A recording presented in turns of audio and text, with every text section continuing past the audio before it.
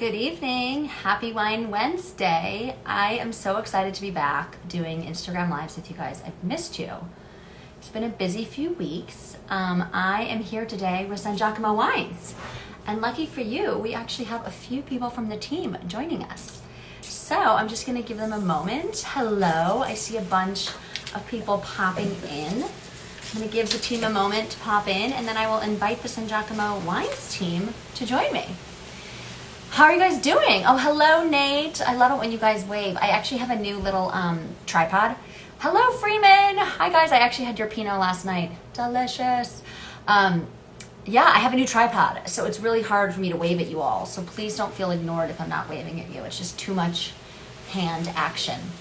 But anyway, oh, good. Steve is here. I'm going to invite Sangiacomo Wines to come join the screen with me.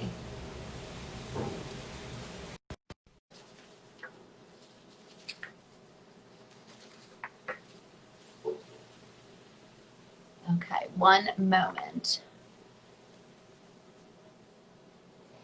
How are you guys doing? Oh, hello, Jamie. How's everybody doing? Give me some comments. Like it's been a busy few weeks. Oh, there's Steve. Hi. What's up, Emily? How are you? Good afternoon. Let me just adjust this a little bit. I was explaining I have a new tripod, so I'm trying to get the perfect settings. Nice.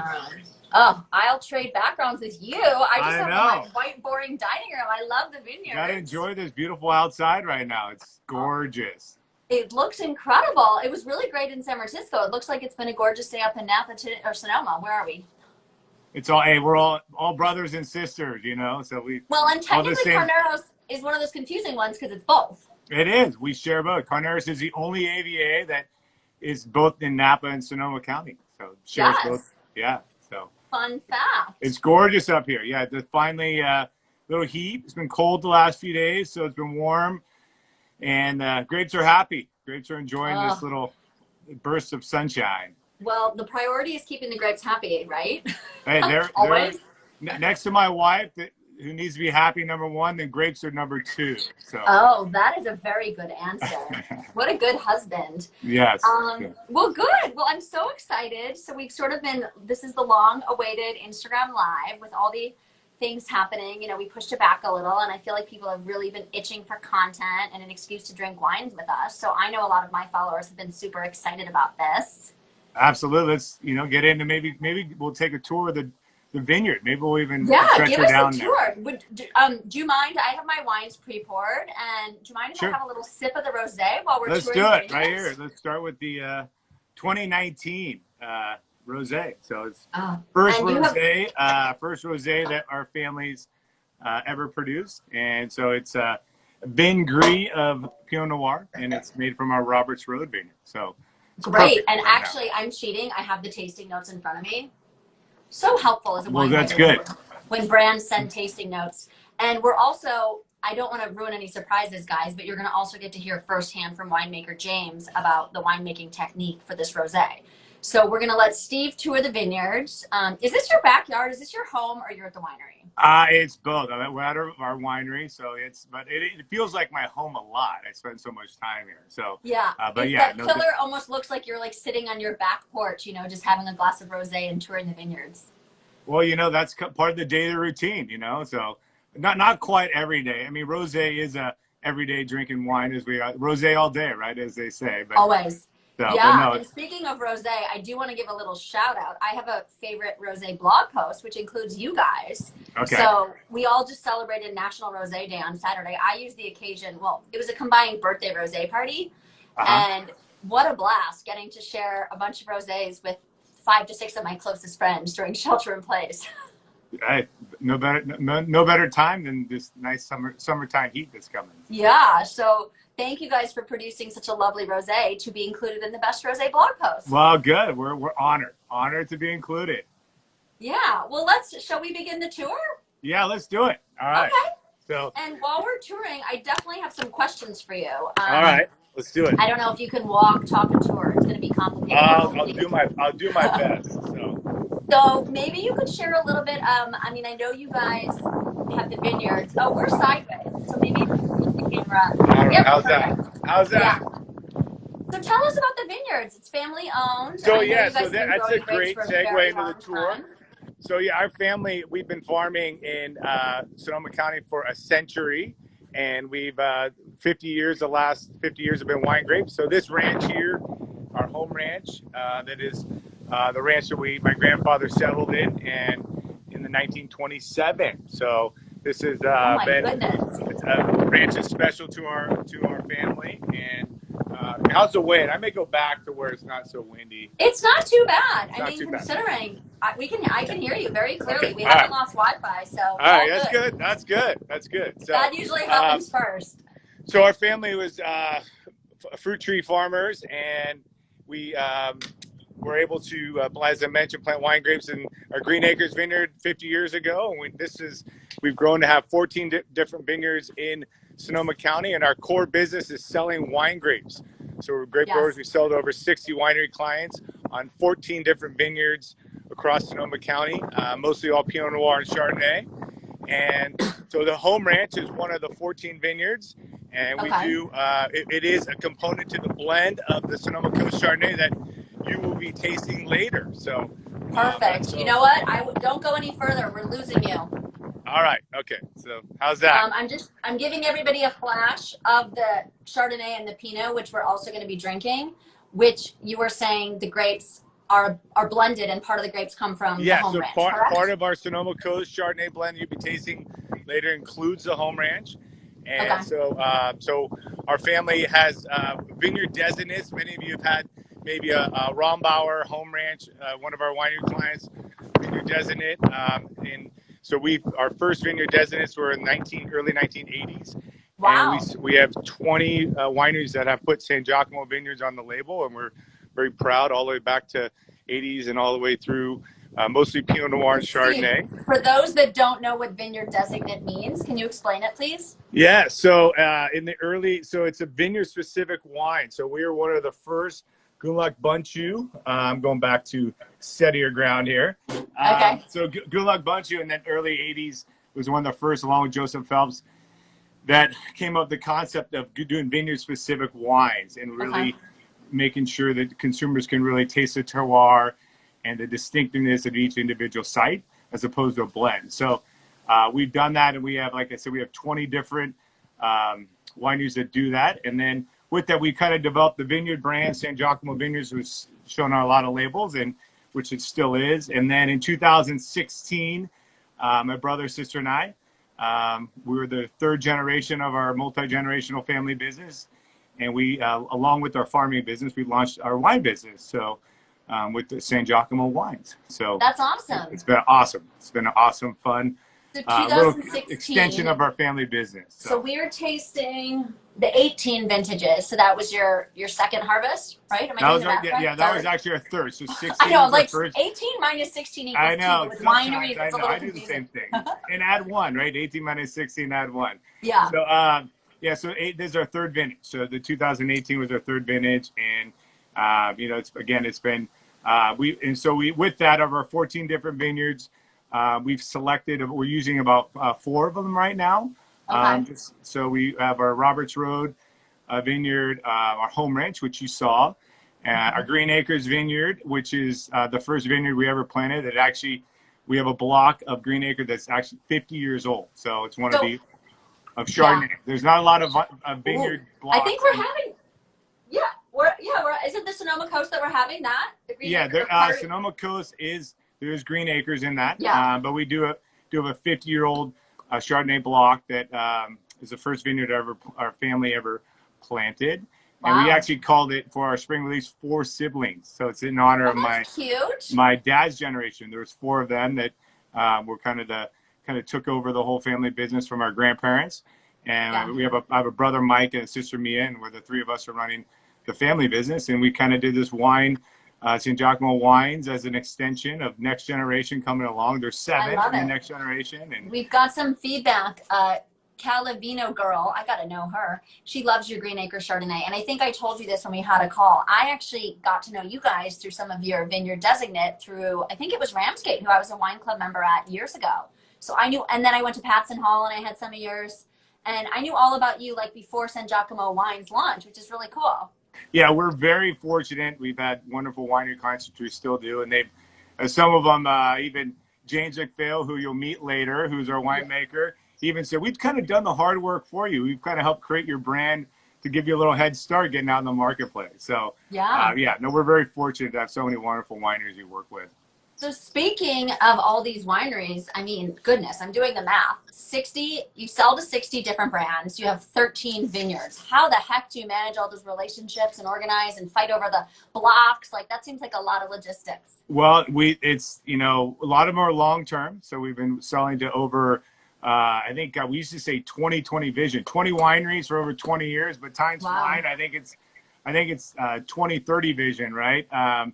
Because we have at least 20 wineries we've been working with, some for almost 30 years. So with that, they've, you know, it's, you know, long-term relationships. A lot of them, they get their individual blocks. They've been working with, like, you know, Rombauer and Sainsbury, and, you know, some of all those Sojourn and the guys that have been with us for a long time.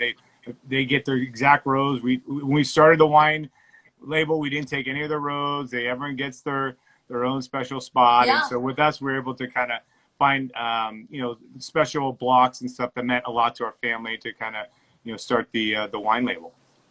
Well, that's really cool. And family-owned businesses are the best.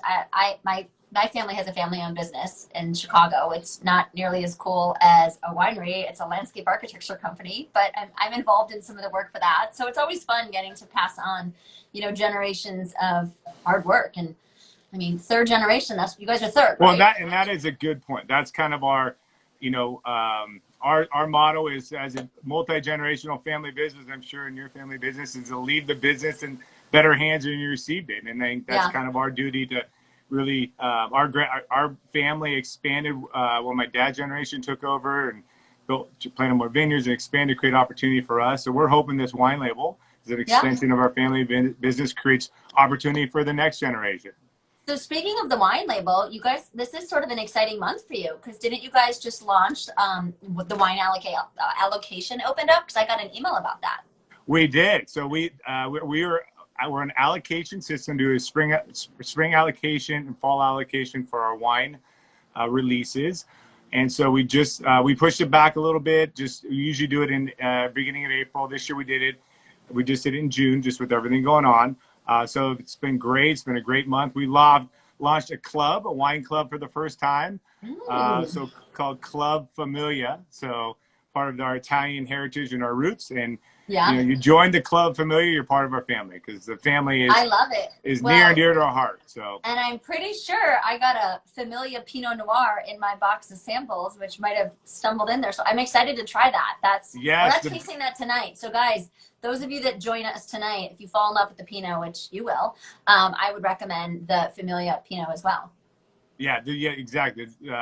That V Maria, that's the V Maria, which is part of the Familia Maria. You know, it's lots of Italian names in there. So it's part of our true heritage of who we are. So, you know, we don't have any Italian names. Our parents, it was Michael, Mia, and Stephen. We thought we'd have some Giovanni name or something in there. So we have to continue. Well, the last name is pretty Italian, so maybe they wanted to go for shorter and sweet with the first names. Absolutely. Just like I did with my boys, Drew and Sam. So there you go. Oh, those are great. I know. Emily. Mine, I mean, short and sweet, you know. Well, we have a long last name, right? So Sangiacomo, this is the wine label, right? Lots of Italian name, lots of consonants and vowels and everything, right? So, every time I type it, I'm worried I'm going to have a typo. So yeah, I always check it. It's long. It's Sangiacomo. See how quick I said it? It's that easy. Sissippi, Sangiacomo. Yeah. Well, good. So that wine label is the key component, as you mentioned, which is a good opportunity. Sangiacomo is a very masculine name, right? So wine, we have a bud on top, which was Minnie Crack, who is our wine designer, and she works out of Hillsburg. Awesome. So we worked countless hours, as we should, because this sets the foundation of our first, with consumers seeing our brand. So it's a great bud, and there's four leaves on there, right? 4 leaves, each representing the 4 generations. So it has a feminine feel, which she said, you guys have a big masculine name, and you need some, some femininity in the label. So it's a good balance. I like that. I mean, obviously that's an insider's secret. Insider. Now we know. So I guess if your children run the winery, they're going to have to add another leaf for the 5th generation. That's exactly it. So that was the question we got. What happens when you have the 5th and 6th and 7th? Or just add like a little like grape at the bottom of the logo. It will. Well, it'll turn into a tree because we were pear tree farmers before. So it'll signify it. With lots of leaves, maybe we'll turn back into a tree. So I love it. Yeah. Well, I can't believe it. Time is just really flying by. This is what always happens. People are like, how do we pass an hour? I'm like, trust me, we do. Yeah. Well, is there anything you want to show us before we hop over and have James MacPhail? I'm going to do one last run to the vineyard. Okay. Okay. Do we have time? Yeah, we've got time. I want to show you what's going on. I'm going to go run and I'm doing my best. So we're in the grape season. We're in bunch closure time. So the berries are sizing. And let's see if the feedback comes back and you say that you can't see anything, then just say enough. But one thing to notice, see those hills over there? Those are those our grandfather, when he came over from Italy, people always said, why did he pick Sonoma and Sonoma Valley? And those hills remind him of Genoa, his Genoa Hills. So they're our cherished hills of Genoa. There's so much history. Our Genoa Hills behind us. So, but if you can see where the berries are sizing. Okay. How we doing? So far, so good. We can still hear you. Can you see anything? Can you see? Yeah, I can berries? see. I can see I can see the leaves and a little bit of the berries. Not so close. Yeah. So these are small berries, right? The crop, these little small berries and big berries. The crop looks to be on the lighter side this year, a little below average. So are you going to have denser grapes, that mean, since you have less? They'll be... Yeah, it just, hence the, Mother Nature gave us some rains during bloom, which was last week or 2 weeks ago. So during the pollination process, if there's bad weather, the berries aren't as big. But that means smaller berries means more concentrated fruit. Yeah. More concentrated fruit. So that's a quick tour. That now I'm glad that the Wi-Fi held up for that. So I have a question. If people come and visit the winery, they're on that property, and that's where they would be. Right there, and that's the terrace. That beautiful. Oh my gosh, I've never been. I think I'm gonna have to come up there soon and see this. Can you see it yet? Yeah, it looks incredible. Yeah, so we're opening mid-July. Okay. We're kind of getting everything positioned for wine tastings. So please go to the website, sangiacomowines.com. Look for schedule a tasting, but beautiful outdoor terracing, big spatial. We may even actually put some picnic tables in the vineyard where it was to do some tastings in there. That is such a good idea. I would definitely picnic in the vineyard. So speaking of July, that's perfect timing because we are going to be doing a Zoom in July. So people can hopefully, we can do a little bit of a preview and show them what's going on. Let's do it. Maybe we'll Zoom it right there with the picnic table. Maybe I will just come up and we'll do it together there if we're allowed to be within 5 Let's do it, yeah. That sounds so fun. We'll be plenty of room up here, as you can see. So. Good. See, that would be my family business. That lovely. Is that a bluestone patio? That's something that the landscape architects do. That's it. There you go. I got one of the stones right. My dad will be really proud. Yeah, and then do you recognize your landscape architect includes plants? What is, you see that agave? Oh, do not ask me about the trees. Is it an apple tree? No, the plant. It's an agave that bloomed. It's an every 20-year bloom. Oh, so, yeah, I would not know that. But that's good to know. Good trivia for my dad. There you go. Test them on it. So.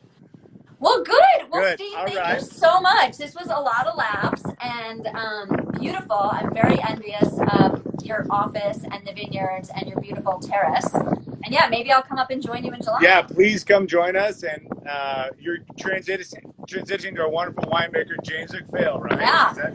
Yeah, so what we're awesome. going to do to transition properly, we're going to drop you. It'll just be me alone. And then, James, I'm going to invite you back on, okay? So everybody hold tight. We've got some fun moving pieces, but we've got it under control. We did a practice run, so we're all set. Let's hope.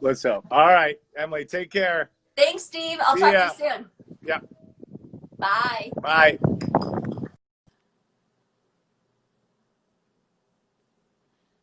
Hey, guys. Okay. So we haven't really been asking any questions, but while I'm waiting to have James join, let me know what you guys are drinking. hopefully you guys pre-ordered and did the 3-pack.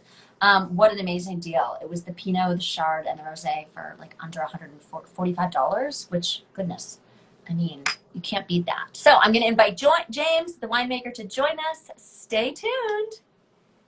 All right. This is Magical Instagram Live.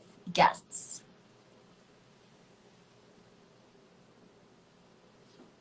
Okay, let me.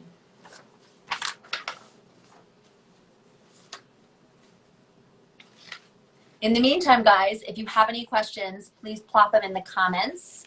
And yeah, let us know. Let us know what you're thinking. This rosé is lovely, especially it's probably 75 or 80 today in San Francisco. So perfect weather for a little rosé. I'm just waiting for James to hop on. Hello, James.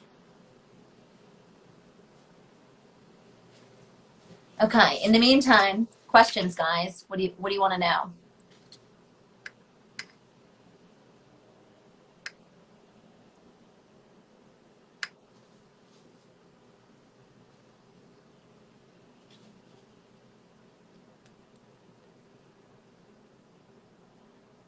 I don't see James. You're just gonna have to listen to me talk. Well, anyway, so it's Wine Wednesday, and I mean, goodness. My birthday was last week, which you guys probably know about. I had a lot of fun. I'm actually tired from it. You know how when you have a really good birthday, you need a few days to recover. So I'm in the recovery stage. Oh, good. James is coming. Awesome. Oh, goodness. This is a trick question. What is my favorite winery to visit in Carneros? Well, I should have planted that question. Actually, I don't have a favorite because I have a lot of favorites. And I actually have a top 10 Carneros favorite blog post on the blog. Just go to Jet Setting Fashionista and Google Carneros and you'll find it. And some of the ones on there, well, I'm going to have to, not have to, but I'm going to get to add Sangiacomo when I go there. Something you might not know is I only write about a winery that I've been to and I've tasted. So I can't really send you guys somewhere that I haven't been because what if the experience isn't fabulous? I don't really want it. I don't want to do that. So I think James is here. Ooh, top 5 rosés from my birthday.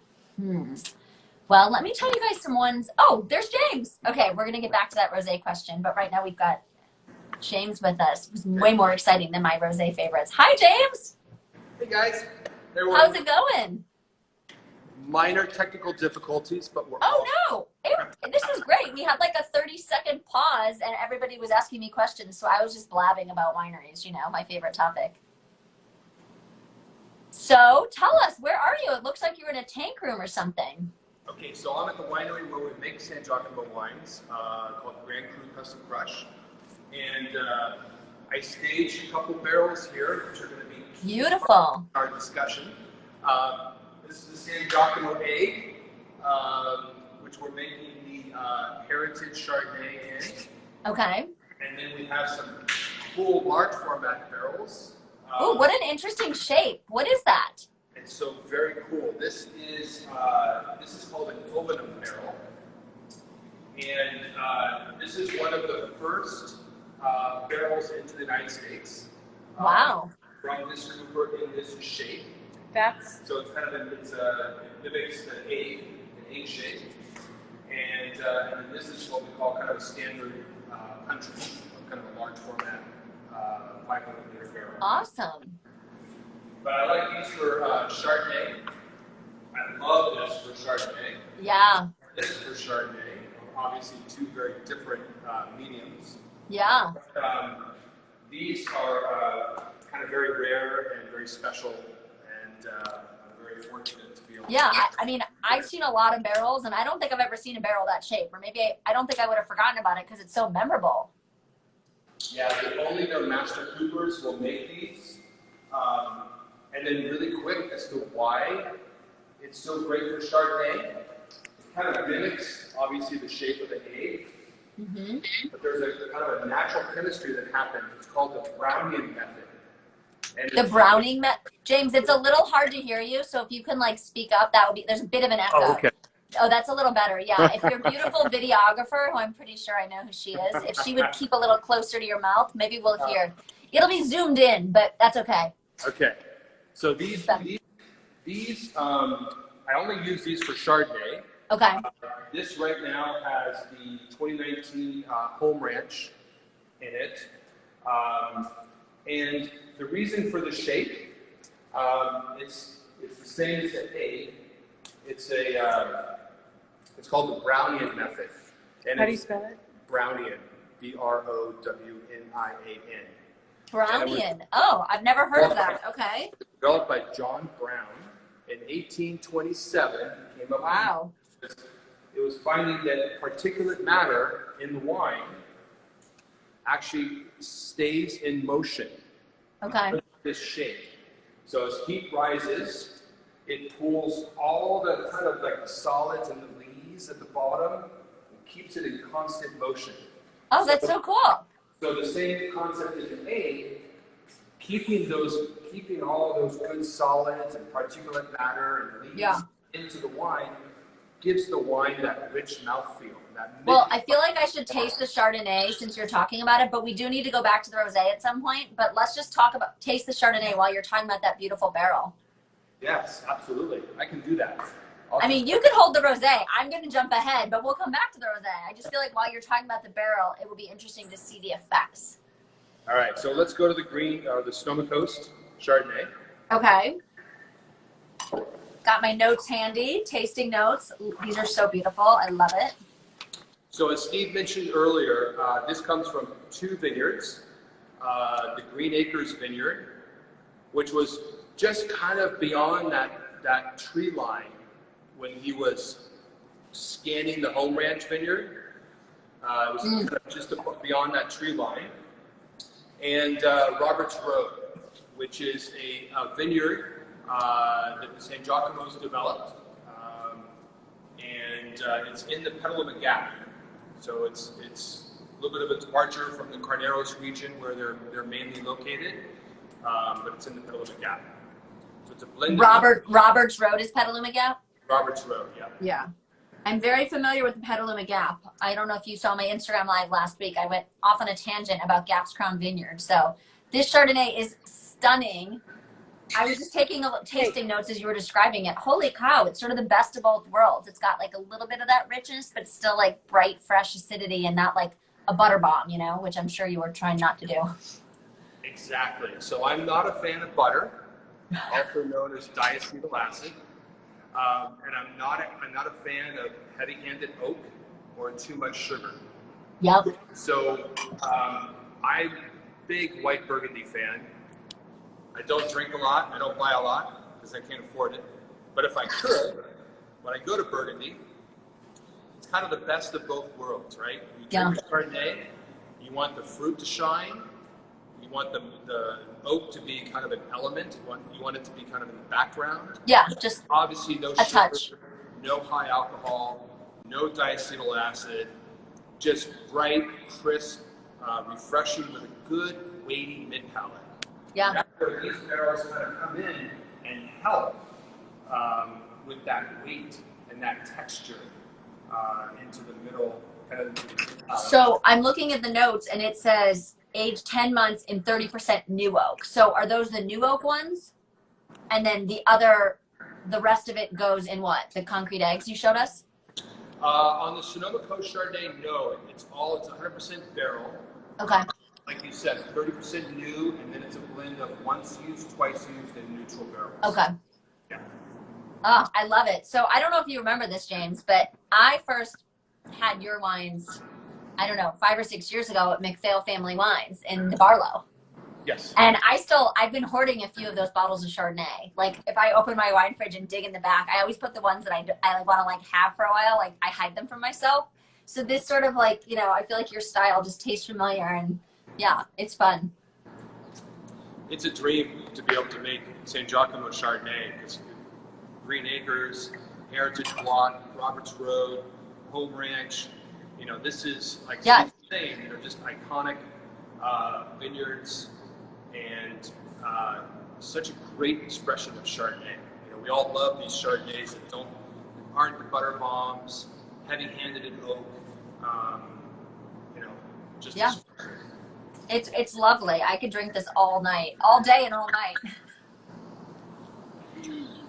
Good. Well, should we sort of talk about a little bit of the taste? Oh, hi. Hi, sorry. Should we talk about what we're tasting and smelling so those at home can get, the ones that don't have it open can sort of see what they're missing?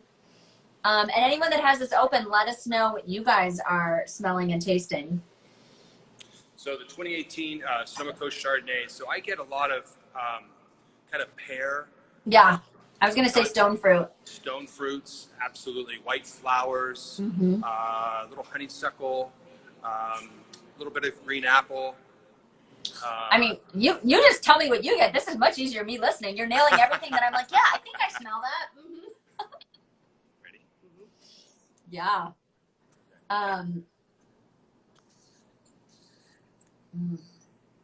It's great. So this is so 18, I went over this with Steve, is your third vintage. So you've been making Sangiacomo since the beginning? Yes, since 2016. That's nice. Yeah. It was very kind of serendipitous on how it happened. How did it happen? I had left MacPhail Family Wines and entered the world of kind of consulting, and it was like within a matter of a couple of weeks, I think I had heard that the Sangiacomos were. Yeah. Well, people poach, they scoop you up when there's good talent and they want to grab them. That makes sense. Well, it was the perfect niche. Yeah. Perfect niche. Yeah. We had one of our viewers who really nailed, honeysuckle and apple. I was like, she really nailed the tasting notes. I'm always impressed during these. I mean, I have my literally like W set tasting note just to reference. Because, when you're put on the spot, I mean, I feel like a reporter here with these questions. And if you don't get the perfect tasting notes, I don't want to disappoint the viewers at home. Great. Well, shall we go back to the rosé since we sort of got sidetracked by the Chard? Sure. Exactly. We'll just pop around. Yeah, that's okay. There you go.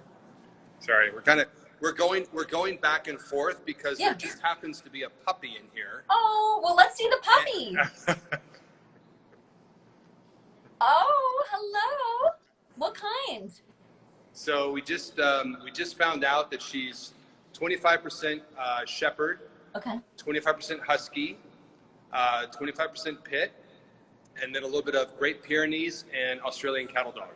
So, oh my gosh, a little bit of everything. What did you do? A DNA test? How'd you get those results? What's that? Did you do a DNA test or something? Yeah, we did a DNA test. Yeah. Wow, pretty cool. So rosé. Yes. Back to the rosé.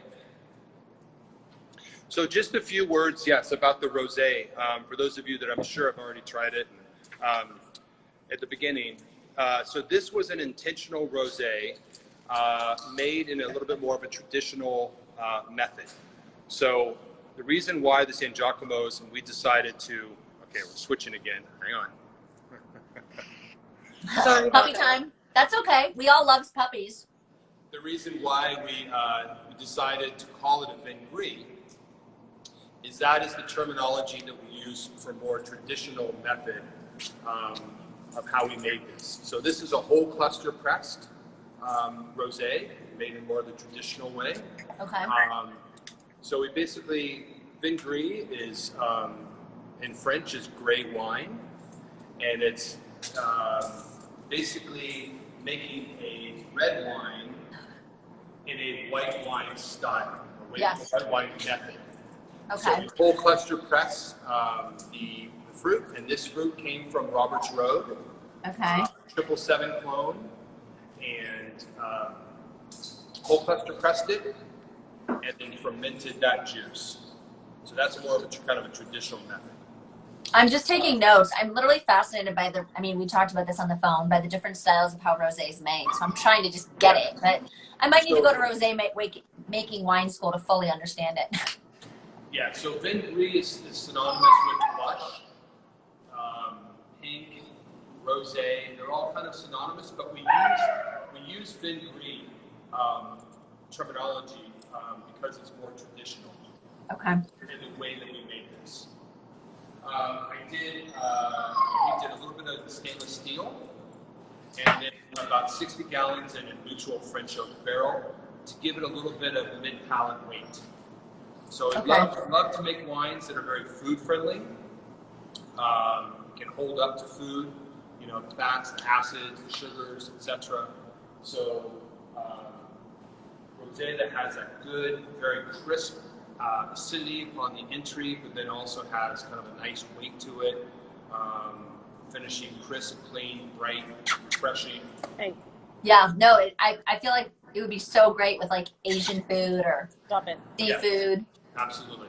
I don't know. I'm really bad. I feel like I'm not the best at what pairs with wines, but like sometimes when I taste it, I'm like, ooh, I want like, you know, a little pad thai or whatever. I just guess, but I love it when chefs or winemakers are like, whatever, pair whatever you think tastes good, and if it tastes good, great. Good advice. Good advice, right? There's no wrong pairing unless There's not, no. Although I feel like somms, you know, are very technical about like the proper pairings, like, you know, creamy, rich Chardonnay with like a lobster or whatever, but I'm not a somm, so I don't have to know that, I guess. Good. Well, the rosé we've given a lot of lovely attention to, as deserved. I don't know. You want to go back to the Chard or the Pinot? Do we have any Pinot barrels there? It would be interesting to talk about the red wine production. Absolutely. Yeah. Seriously? Sorry. Okay, Roxy, nope. Nope, stay away from that.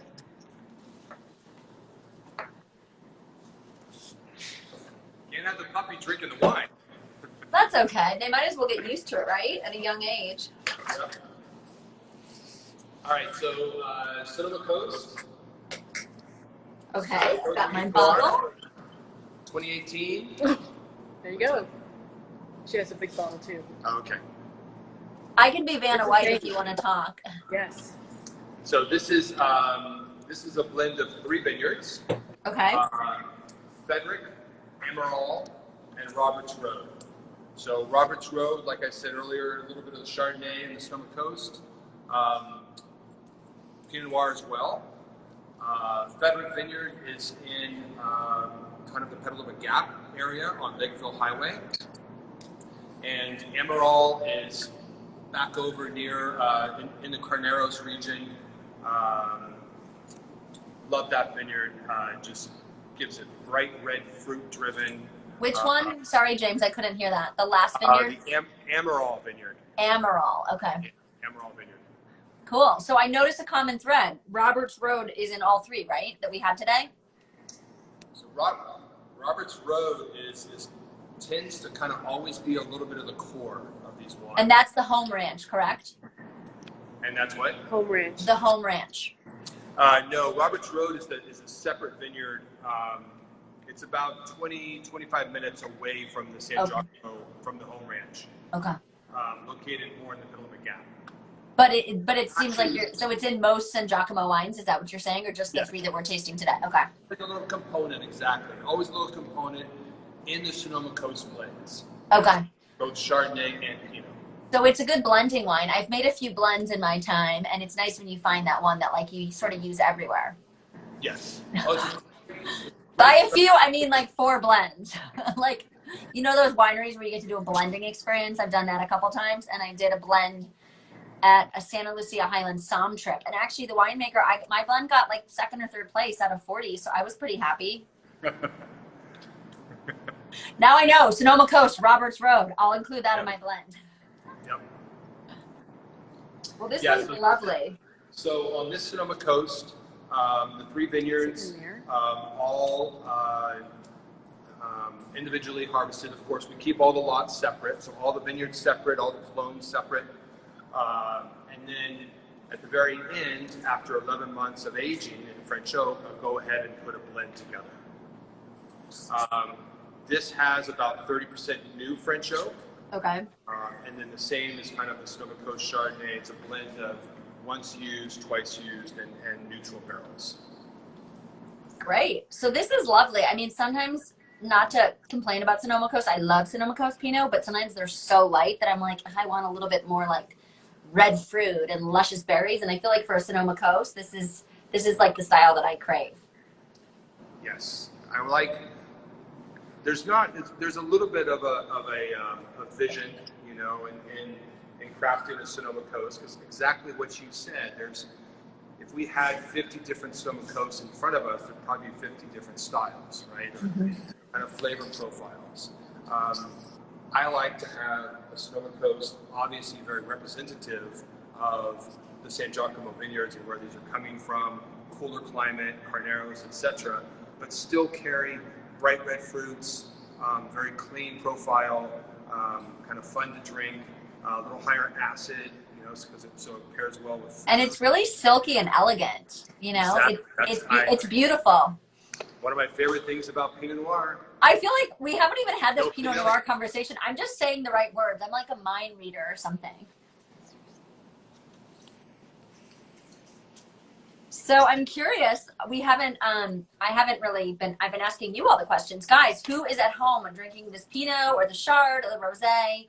It's not every day you get to drink a glass of wine and have the winemaker at your fingertips. So if you have any questions, throw them our way. Yes, Christian, he loves a big Pinot. It's been a lot of fun. Christian, do you have any questions about the Chardonnay? I know a friend of mine and loyal watcher has been, excitedly learning about Chardonnay. I'm going to put him on the spot right now.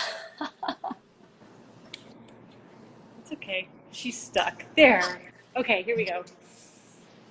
It's so funny because when I first started doing these IG lives, I have like a little Frenchie that I co-parent with my dear friend. And I'd have her and then she'd bark or want to go out and I'd have to like get up. So now she's locked in the room, but I sort of miss having her and being able to pull her on the table and show her because she's so like your puppy. I mean, everybody who likes dogs likes wine. It's a common thing people love. Oh, good. We have a very interesting barrel question. Ooh, good. James, what is your favorite barrel to use? Oh gosh, well, I love this barrel. Yeah. But it wouldn't be. Did you turn around? Sorry about that. No problem. I'm so sorry. So that's the Brownian method, right? In the So brown. This barrel is kind of mimics the egg. Yeah. Shape. And I love these for Chardonnay. I don't use them for Pinot Noir, just for Chardonnay. And but I do have my favorite coopers. I'm a bit of a cooper geek, so I purchased from let's see, for the Sangiacomos, I think 12 different coopers. Wow. All from Burgundy, and I always have kind of my favorites. Do you go to Burgundy and like pick the trees out? I've heard about that. And I think that I just want to be a tag along on a winemaker that does that trip because that sounds amazing. Yeah, so I have done that a couple times. Yeah. I love to go to Burgundy, of course, and I love to visit my coopers. I have some favorites. I'm a big Hermitage fan, Boots, DJ. Depends who's asking that question out there. Yeah, I know. If your other 9 coopers are listening, you're in trouble. But hopefully they're asleep in France in a different time zone. That's right. Yeah, well, that's cool. Hermitage, this is crazy, but is that the cooper that Roeder Estate uses for their Hermitage or no? No. Okay. No, it's not. Cool. Hermitage, Boots, and DJ. Well, I'm gonna have to start dropping some Cooper questions so I sound like I know what I'm talking about with winemakers. I normally just talk about the clones. So Yeah. we can go to the clone conversation, but we did get a couple other questions I would love to ask you if we still have a little time. Yep. So tell us about some of your special winemaking techniques. Well, we've learned a few with the barrels, but any more secrets you want to spill? The secrets that I can spill in winemaking, I would say, to begin with, I'm a very kind of traditional method winemaker. So a lot of my practices are, I would say, kind of old school, more traditional Burgundian, of course, where we learned our practices, right? We learned our practices from Burgundy, from the winemakers that have been doing it for 100 years. Yeah. I'm a minimalist, a little bit more of a traditionalist in my winemaking. So for Chardonnay, I do mostly barrel fermented. So whole cluster press, straight to barrel. I like to go to barrel dirty. Ooh, so like you don't want a brand new barrel, just a little bit. I do new right, 30%. Yeah, 30%. But when you say you want dirty, you prefer more heavily used. So more lees. So I don't, once I press that wine, I don't let it settle out. I actually press it and I go straight to barrel. So I take all that good particulate matter, all the solids that are in the wine, and get them into the barrel because I like the lees contact. So lees, to me, very, very important in barrel fermented Chardonnay. Integrate them up into the wine, get great mouthfeel, texture. For people that don't know what lees are, can you dumb this down a little bit for us non-winemakers, please? Sure. So lees are basically comprised of dead yeast cells. Okay. So once the wine is fermented and all the yeast cells kind of die off, they settle at the very bottom of the barrel, right down here. Yep. Okay. So if we had a glass head on this barrel, it would be wine all the way down to about here, where it would be lees.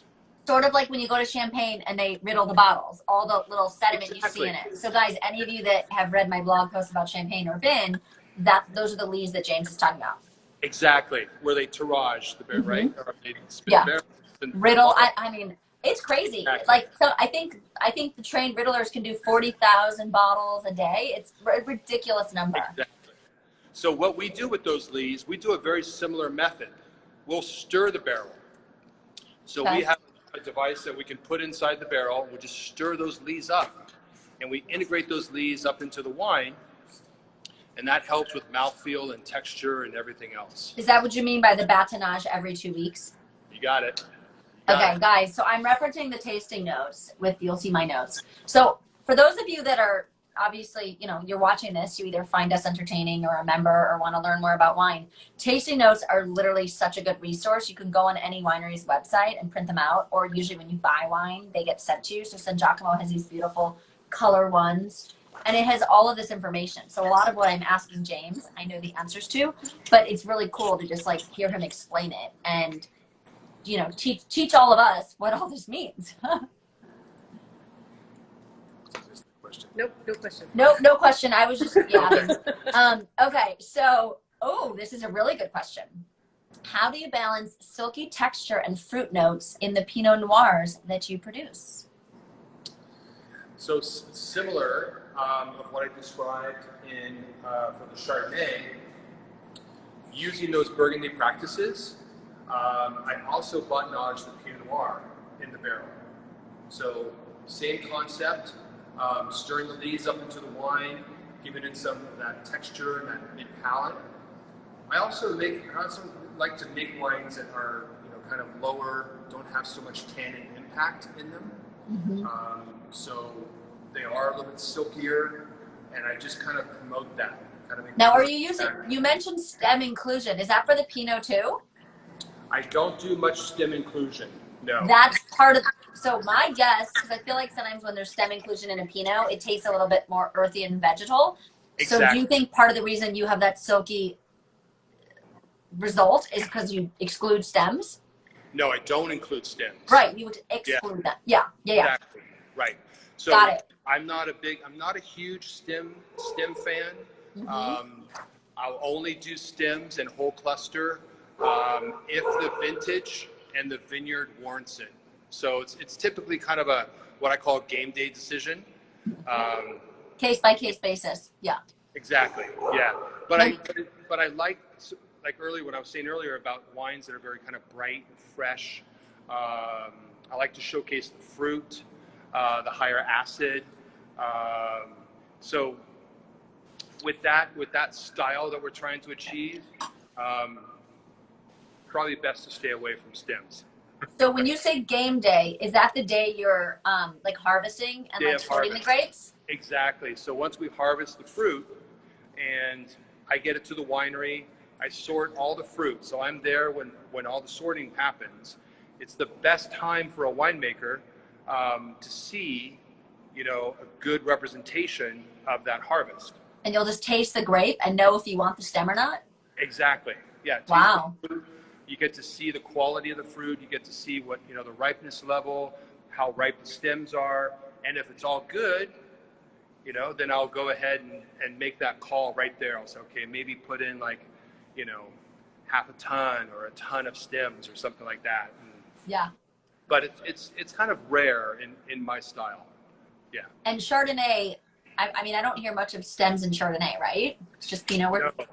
So yeah. stems are actually, for Chardonnay, all the Chardonnays are whole cluster pressed. So when the fruit is harvested, it comes into the winery in a whole cluster. Yeah. That whole cluster goes into the press, into a big bladder press, and it's pressed. And that juice that we take out of the bottom of the press is what we ferment. Got it. Yeah. We have another question. Goodness, I love it when the viewers are active. Each vintage gets better and better. Well, that's nice. This 2018 is delicious. What makes each vintage get better? Well, you know, from a winemaking standpoint, I mean, that's my job. I mean, that's the goal, right? Is to make the wines better and better every year. As I get to know the vineyards, right. You know, better and kind of fine tuning all those little things. You know, even though I've worked with the Sangiacomos for 18 years in Roberts Road, yeah.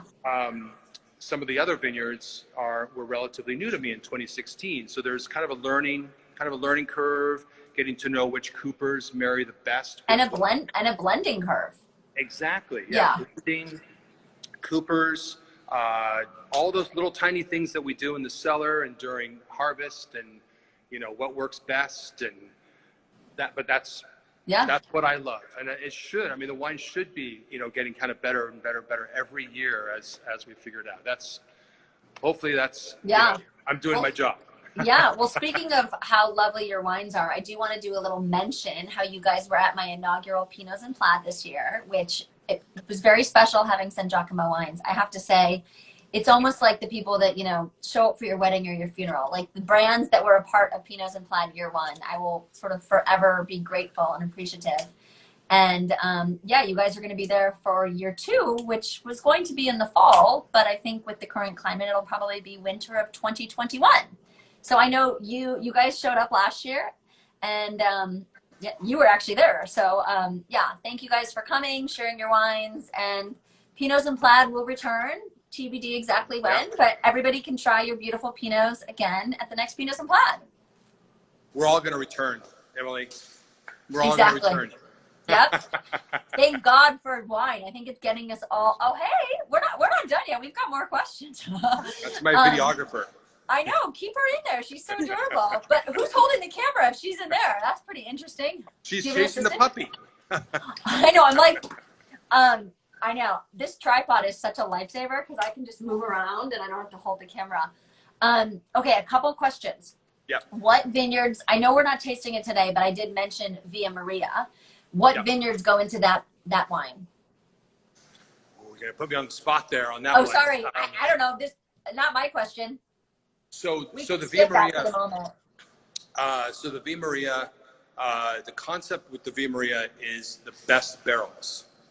Okay. So as I go throughout the season, the aging season, kind of from January to June, and I'm tasting barrels in the cellar, I've always identified barrels that I like stand out, right? There's always something. Yeah, it's like your favorite children, your favorite everything. We all have them. Exactly, right? Exactly. So favorite barrels.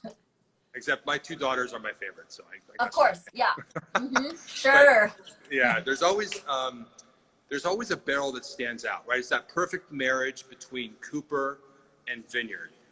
And so there's always kind of like 2, 3, or 4 barrels that are just like, that's it. Out of this world. Nailed it. So the concept with Villa Maria was to take those 3, 4 barrels and blend them and make it that absolute, you know, kind of pinnacle Pinot Noir showcases my favorite barrels.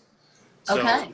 I'd have to go to my notes. Oh, don't worry. Well, hey, 18, I've explained exactly to everybody. Vineyards made the 18. Everybody knows how to find the tasting notes. They're on the website. And since there's 14 I mean, there's a lot of moving pieces here. Your assignment, guys, for this Instagram Live, those of you that want to dig a little deeper, go to Sangiacomo website and check out the tasting notes. Or we're going to be doing a Zoom in July. And actually, James, I don't know if you saw this. I think I'm going to hopefully, cross my fingers, go up and join maybe you and Steve if we're allowed. Or we'll each sit at a different picnic table, whatever the protocol is.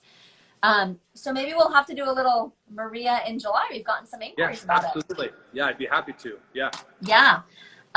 So speaking of which, I don't remember if we discussed the name of Via Maria, Steve's grandparents. Did we talk about that? Yes. So it's Vittorio and Maria. Sorry. Switch. The name is a blend of Vittorio and Maria. I love it. Yeah. Yeah. We definitely have a few more. Well, this is feedback, not a question. Why can't anyone else make Pinot as amazeballs as you? Aw. Isn't that sweet? I know. These are so fun. You get all these nice compliments and questions, and it's sort of like we get to see people that, you know, maybe we haven't seen at the winery in a while. So I love it when people actually share lovely feedback like that. Oh my God, we got another one. Pinots and Plaid was so much fun. Yay. K.A. Renan, I love you. So anyway, let's keep going. We've got some more questions. Yeah, I know. We've created a lot of demand for Via Maria. Well, let's hope it doesn't sell out. It's so beautiful and special. We wanted to. What? No, I know, but before our July Zoom. Yeah. Well, we are going to get cut off in 2 to 3 minutes, possibly earlier. I've gotten bumped before the 1 minute warning. So I would like to just see if you have anything else you want to include. I want to thank you guys in advance for sharing your time, your wine, your puppy. Yeah, this has been really fun. It's been a great time. So apologies for the running puppy and everything else, but you know. I mean, I tell everybody there's like 10 criteria that I like to write about wineries and like how I decide if they're good, like they're good wineries. Obviously the wine must be good, and that's a given. Absolutely. The story, if it's family owned, the better. The setting, the winery dog. So we got our winery dog, Phil. We got the vineyard, we got the family, we got the winemaker, we got the clones, we got the partners. So I feel like we covered it all. We just got to get her to stop waking up at 5:15. If we can do that, I'll be a happy man. Well, look, sounds like you guys have to go to bed earlier. Go to bed at 8. Exactly. I think it was like 9:15 last night. I fell asleep. Oh my gosh.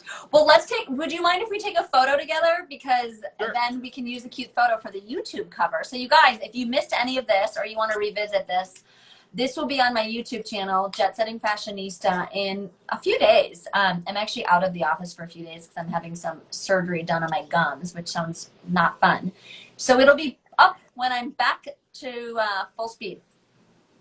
So James, do you want to hold a bottle? Because I don't know if I can hold the bottle and screenshot. Yeah. Okay, thank you. Let's do rosé. Okay, let's do rosé. Yeah. So I'm going to do a little smile, cheese. Okay, let's just do one more. Yeah, got you one more. Okay, thanks. So guys, anyone have any last question before we get dropped off up here? Oh, when will the tasting room be open? Oh, I mean, now you're making us all puppy jealous. Yes, it is opening in mid-July. That's what Steve said to us. And we're getting we have another fan that's a lover of Tongue Dancer, another great wine you produce. You've got a following. What can you say, James? I love what I do. I'm very fortunate. Love what I do. Well, thank you guys so much. I drank through everything, so I don't know. Maybe I didn't do big enough pours, or maybe it was too good. Enjoy the rest of your Wine Wednesday, and we'll be doing this again in July before we know it. So those of you, we will both be sharing more information about the time, the date, and we'll see you in July. Look forward to it. All right, everyone. Okay, thank you, James. Bye, everyone. Bye, guys.